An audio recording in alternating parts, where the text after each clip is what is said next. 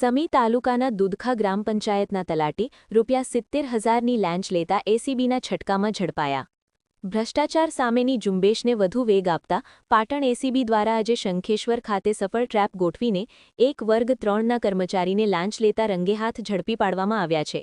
હમીરભાઈ રાયસંગભાઈ ઠાકોર, તલાટી કમ મંત્રી, વર્ગ 3, દુધખા ગ્રામ પંચાયત, તા સમી, જી પાટણ.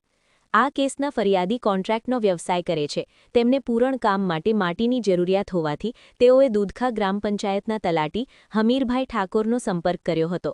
તલાટીએ તળાવમાંથી માટી લઈ જવા માટે અને તે અંગે પંચાયતમાં જરૂરી ઠરાવ કરી આપવાની અવેજીમાં ફરિયાદી પાસે ₹70,000ની ગેરકાયદેસર લાંચની માંગણી કરી હતી. ફરિયાદી આ લાંચના નાણાં આપવા માંગતા ન હોવાથી તેઓએ પાટણ એસીબી પોલીસ સ્ટેશનનો સંપર્ક કરી ફરિયાદ નોંધાવી હતી. ફરિયાદના આધારે આજરોજ શંખેશ્વર સ્થિત રાધે શોપિંગ આર્કેડ ખાતે લાંચનું છટકું ગોઠવવામાં આવ્યું હતું.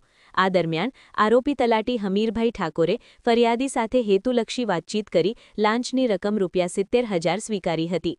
એસીબીની ટીમે તુરંત તરાપ મારી આરોપીને લાંચની રકમ સાથે સ્થળ પર જ ઝડપી પાડી કાયદેસરની કાર્યવાહી હાથ ધરી છે. લાંચની માંગણી સ્વીકારેલ રકમ ₹70,000 જે પૂરેપૂરી રિકવર કરવામાં આવી છે. ટ્રેપ કરનાર અધિકારી માં D R. Gadhvi, police inspector, Patan ACB. Supervision અધિકારી કે.એચ. ગોહિલ, મદદનીશ નિયામક, બોર્ડર એસીબી એકમ ભુજ. ઇન્ચાર્જ અધિકારી બલદેવસિંહ વાઘેલા, નાયબ નિયામક, એસીબી રાજકોટ એકમ. એસીબી દ્વારા જાહેર જનતાને અપીલ કરવામાં આવે છે કે કોઈપણ સરકારી કામ માટે લાંચની માંગણી કરવામાં આવે તો તુરંત એસીબીનો સંપર્ક કરવો.